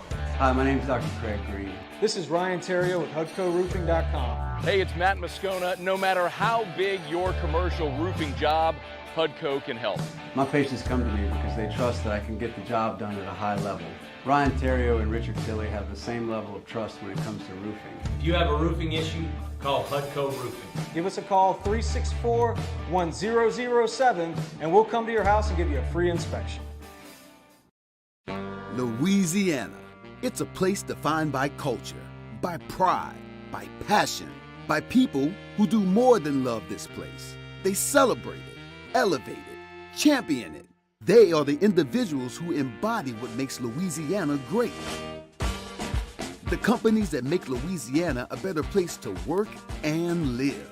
The nonprofits leading transformational change in our communities. Champions of Louisiana are all around us, and LWCC is proud to celebrate them because we've always been Louisiana loyal, supporting the workers, the innovators, the change agents of this great place we call home. Who are the champions around you? Together, we can share their stories. Together, we can help our home state thrive. Together, we are Louisiana loyal. Always.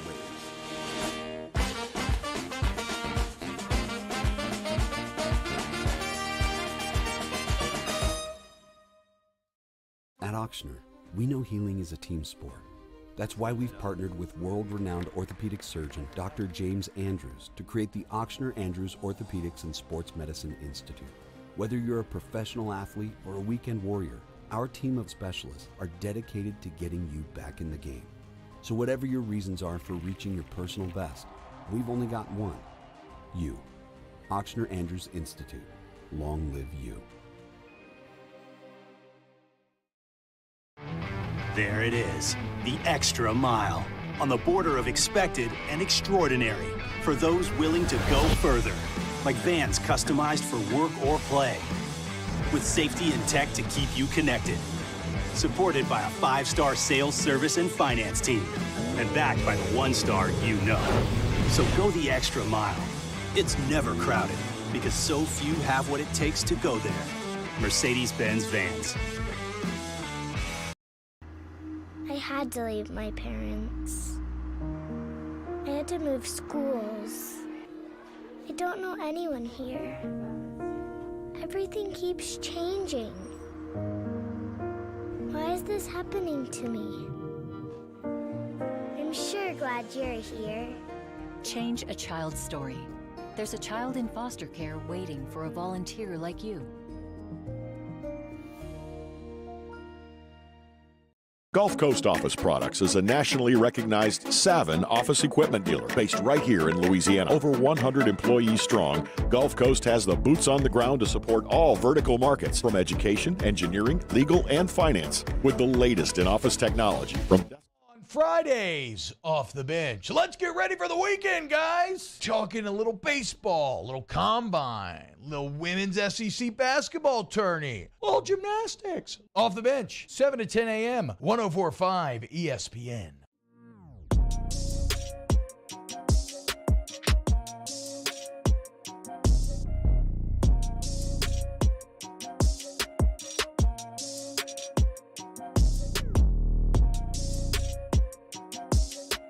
This is Hunt Palmer on 104.5 ESPN Baton Rouge.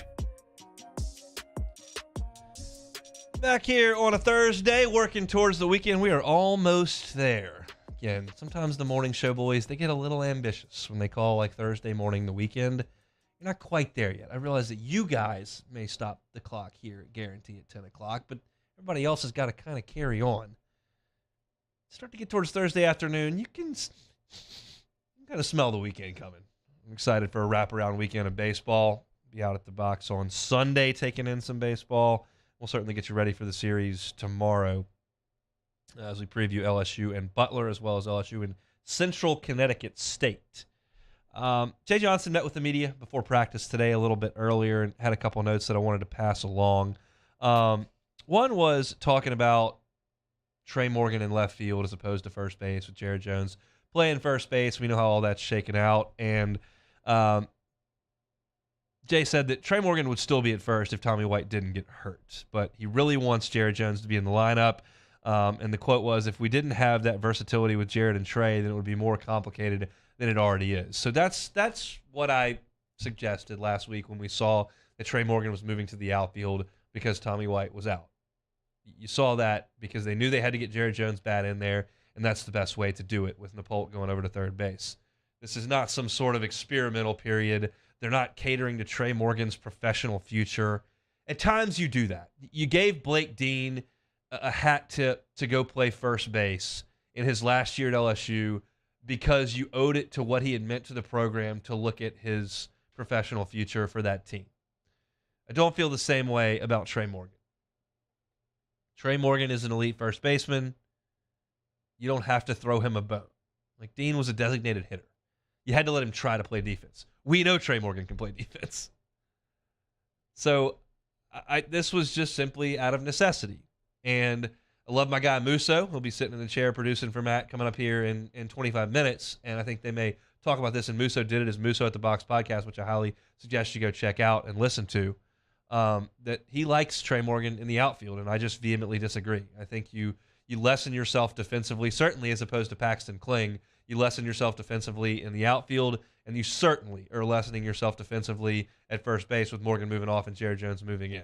I've talked about Jared Jones not stretching on the bunt play against Iowa, and he's just not as nimble, not as mobile, just not as good in the infield as Trey Morgan is. I think you lessen yourself there.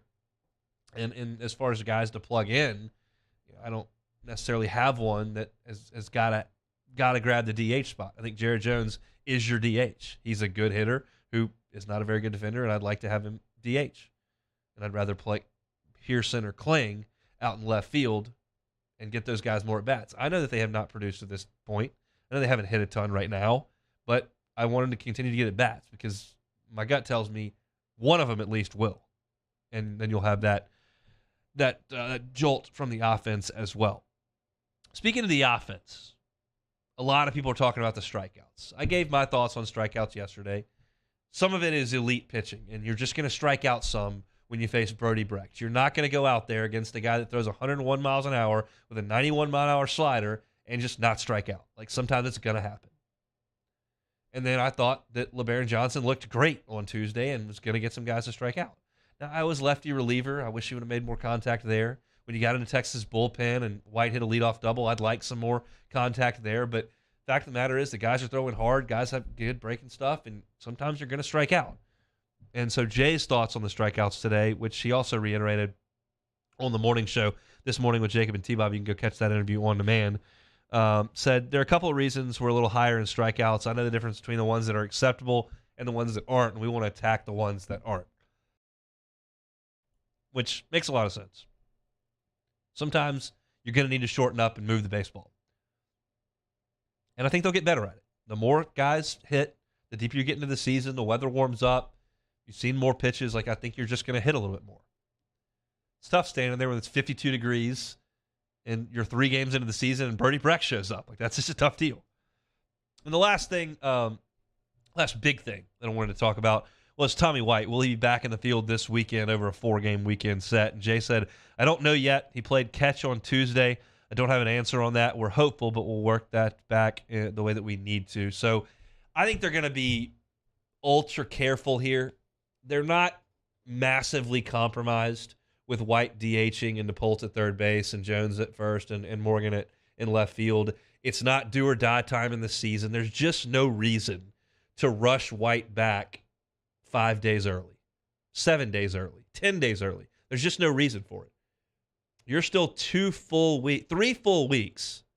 Sorry, 2 full weeks. So you got next Friday, and then the following Friday you'll go to College Station. So you got 2 full weeks to get him as healthy as he can be for Texas A&M. And maybe he's not even ready for that. But we'll see. Playing catch is a step in the right direction. They're going to take it easy on him. He's already hitting, so he's helping you there. And we'll just see when he can get back to playing the way that he knows he needs to play. Last quote from Jay with his media availability today. Talking about the environment they saw at Texas. They're going to play 18 of their next 21 games at home because you've got midweek games at home, you got 2 non-conference weekends at home, and then you have Arkansas and Tennessee on back-to-back weekends at home after A&M. So 18 of the next 21 are at home. So he wanted to get him a taste of what playing on the road kind of feels like. And Jay said, handled it all very well. Starts on the mound. Not surprised with Thatcher Hurd's success. Jay said that he rewatched the game yesterday. There's a point where Texas had thrown 75 more pitches than LSU, and that's really impressive in terms of working counts and getting guys out of the game. The target was 16 batters for Thatcher Hurd against Texas, and he got even deeper into that. Jay did rave about Nate Ackenhausen and Christian Little and asked if Christian Little was going to be the closer.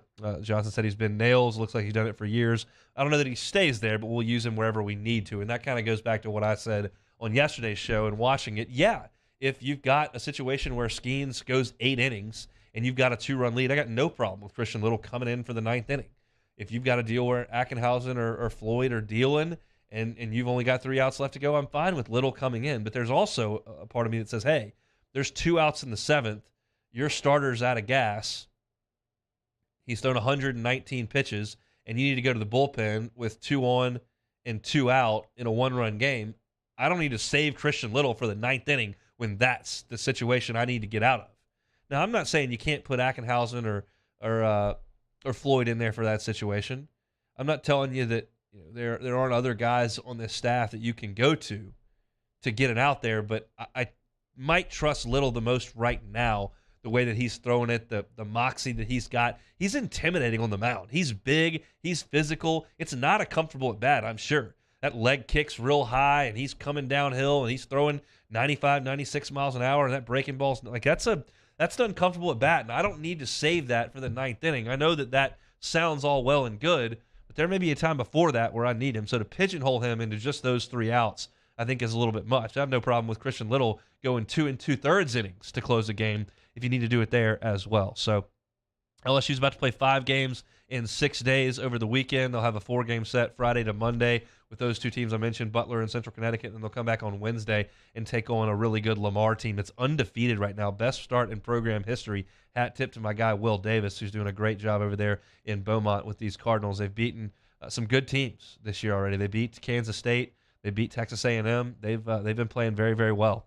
So that's another one that LSU is going to be looking towards next week in the midweek on a Wednesday evening. We'll come back after this timeout. We've got some Take It or Leave It to play on a Thursday afternoon. It's the Hunt Palmer Show.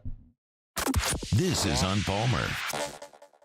Our listeners fire up their opinions on the jimsfirearms.net hotline at 499-1045. Keep listening for your next chance to shoot us your thoughts with the jimsfirearms.net hotline on 1045 ESPN Baton Rouge. There it is, the extra mile, on the border of expected and extraordinary, for those willing to go further, like vans customized for work or play, with safety and tech to keep you connected. Supported by a 5-star sales, service, and finance team. And backed by the 1-star you know. So go the extra mile. It's never crowded, because so few have what it takes to go there. Mercedes-Benz Vans. Electricity is all around us, and our families depend on it. Every day is sparked by the power of a cold drink or a warm meal, a movie night, and a comforting light at the end of a dark hallway. From sunrise to sunset, playtime to bedtime, our team is ready to take care of your electrical needs. Even in the case of an after-hours emergency, the light in your life shines brighter with Mr. Electric.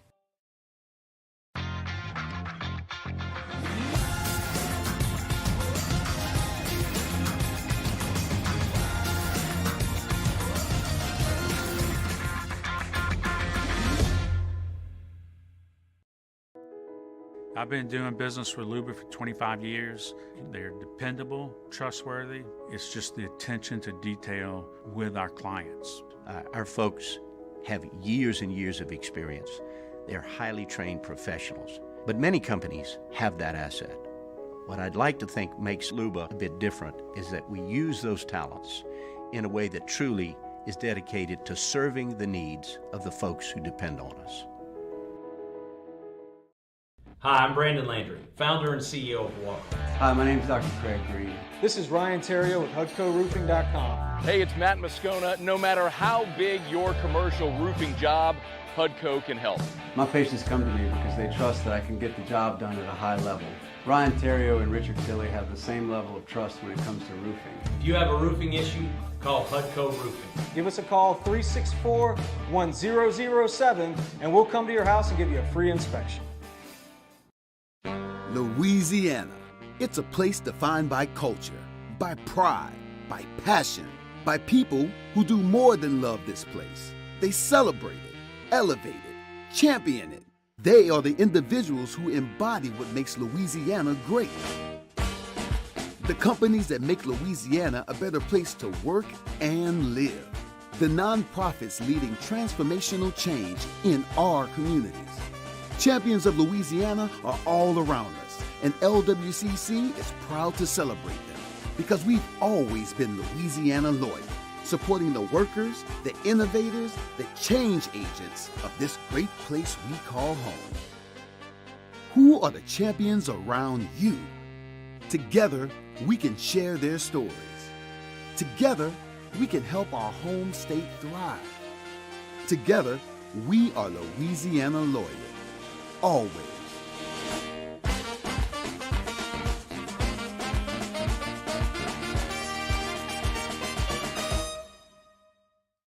At Auctioner, we know healing is a team sport. That's why we've partnered with world-renowned orthopedic surgeon Dr. James Andrews to create the Auctioner Andrews Orthopedics and Sports Medicine Institute. Whether you're a professional athlete or a weekend warrior, our team of specialists are dedicated to getting you back in the game. So whatever your reasons are for reaching your personal best, we've only got one. You. Auctioner Andrews Institute. Long live you. I had to leave my parents. Sandgrove, join us for the Friday edition of Hanny Time. We start at 10 a.m. with Jimmy Ott's Game Time from Rufino's and go until 1 o'clock. ESPN's Kyle Peterson visits with us to talk college baseball. Hanny Time, noon weekdays, 104.5 ESPN Baton Rouge.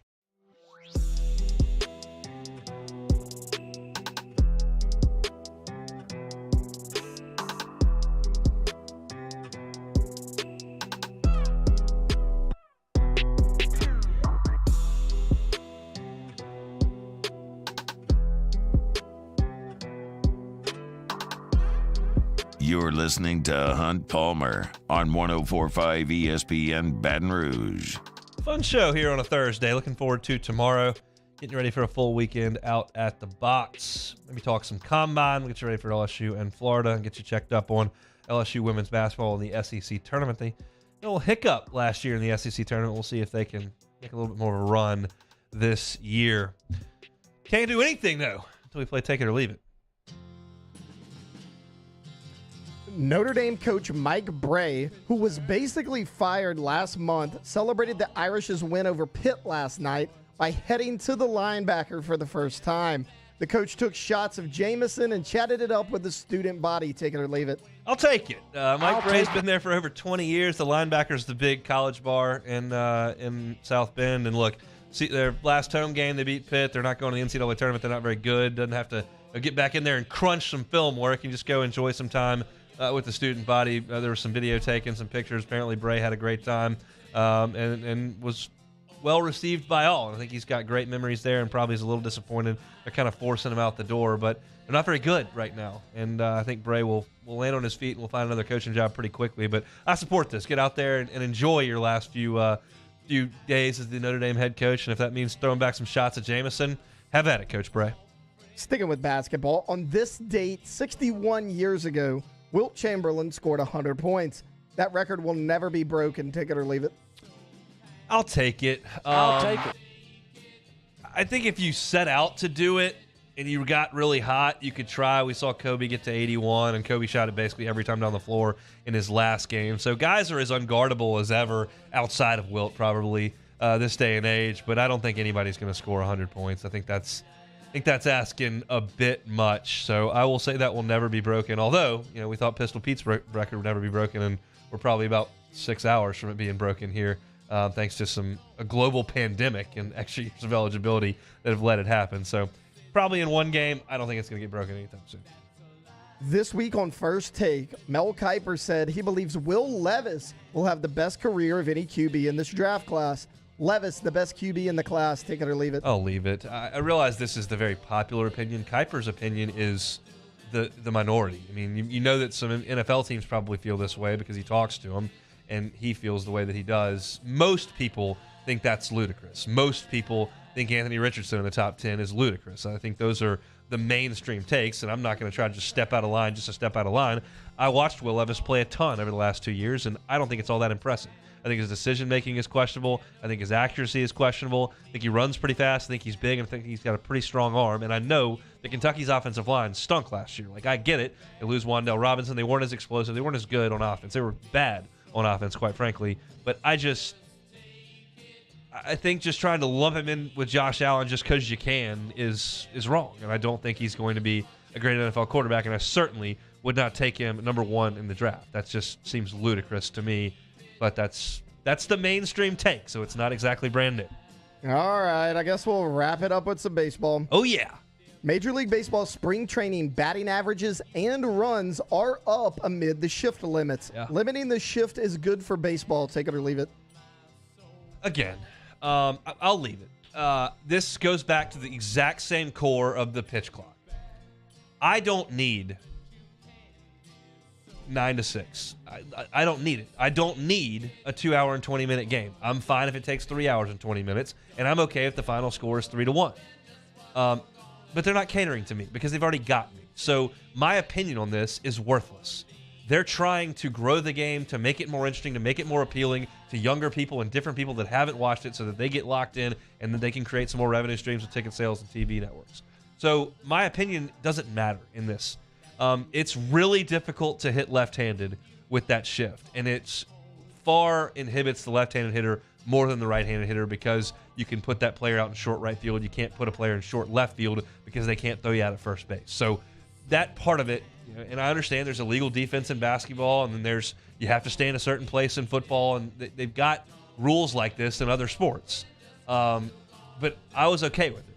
My guy Anthony Rizzo, left-handed hitting first baseman for the Cubs forever and now for the Yankees, despises the shift because it hurts his batting average by 30 points because he hits a lot of hard ground balls to the right side that he gets thrown out on. So, yes, it will absolutely increase batting average. It will create more runs. It will create more excitement for those people that need it. I just never was one of those people. I'm fine with it, and I think if you have an idea that you think can help you win, I'm okay with implementing it. And certainly I think that the shift would constitute that. Now, whether or not moving your left fielder into shift territory and playing with basically 2 outfielders is something teams do, and if it works, will be, I guess, the next evolution in defense in baseball. But right now, I don't care about it, but it is going to increase runs. So if that's what you're talking about, then that's going to be a good thing for baseball. That'll do it here on a Thursday for us here on the Hunt Palmer Show. Appreciate y'all hanging out with us over the last couple of hours. Open with LSU and Missouri. Just a really disappointing last 2 minutes for LSU. I gave you my thoughts on why it was so disappointing last night. We got some NFL team player report cards from the NFL Player Association. How well do teams take care of their players? We told you based on an anonymous survey from the NFLPA at 1:15. SEC Baseball Midweek Report. Good news out of Oxford. Bad news potentially out of Fayetteville.